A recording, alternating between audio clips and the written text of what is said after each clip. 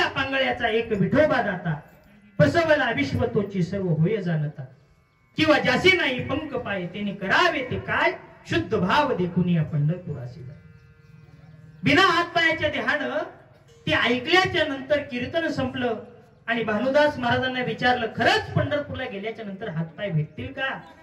भानुदास महाराज म्हणजे संत एकनाथ महाराजांचे आजोबा.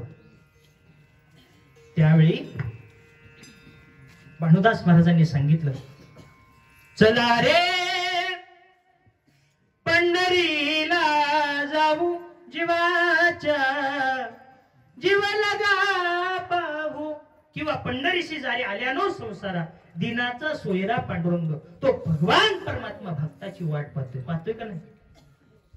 आपण जातो पंढरपूरला, वाट पाहे उभा भेटीची आवडी आणि कृपाळू तातडी उतावी. भानुदास महाराजांनी सांगितलं, तुम्ही पंढरपूरला जा, तुम्हाला पाहिजे ते भेटल. आता तुम्ही म्हणाल त्या देहाला हात नाही पाय नाही, मग देह निघाला कसा? लोळत लोळत फरफडत फरफडत लोटांगण घालत घालत पंढरपूरच्या दिशेने निघाला.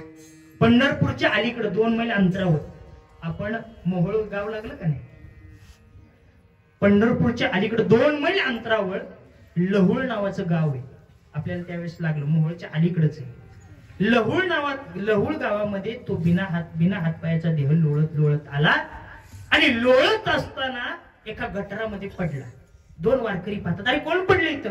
पळत पळत आले, त्या देहाला उचललं, रस्त्यावर ठेवलं, संपूर्ण शरीर रक्तानं लाल बुंग झालं होतं, अंगामध्ये फक्त प्राण शिल्लक होता.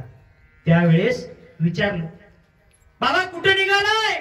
त्यावेळेस सांगितलं, कोण्या गावी आहे सांगा हा विठ्ठल, किंवा भेटी लागे जीवा लागलीसी असं, पाहे रात्रंदिवस वाट तुझी, पंढरपूरच्या पांडुरंगाला भेटण्यासाठी निघालोय. हो वारकरी बाबा, पंढरीच्या पांडुरंगाला म्हणाव तुमचा हो म्हणती कुर्मदास आरती करून या, भेटावया तुम्हा बोलाविले.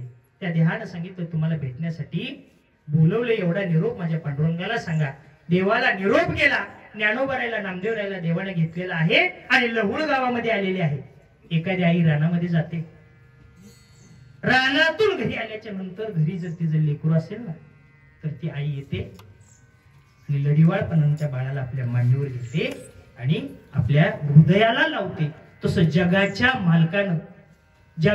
मालकानं त्या कुर्मदासांचा देह रक्तानं लाल बुंद झालेला आपल्या मांडीवर घेतला, पितांबरानं संपूर्ण शरीर पुसलं आणि आपल्या हृदयाला लावलं आणि कुर्मदासाला विचारलं, कुर्मदासा तुम्हाला काय पाहिजे? त्यावेळेस कुर्मदासांनी सांगितलं, नाही देवा मला हात नाही, देवा मला पाय नाही. सांगितलं, देवा काही देऊ नको, तुका म्हणे जन्म आल्याची सार्थक विठ्ठलची एक देखली. अरे तुला पाहिलं, भाग गेला सीन गेला, अवघा झाला आनंद, आता काही देऊ नको. देवानं सांगितलं, काहीतरी मागा, काहीतरी देतो तुम्हाला. त्यावेळेस सांगितलं, तुम्हाला द्यायचंय ना मला, एक काम करा, आता तुमच्या मांडीवर फक्त मला मरण द्या. ही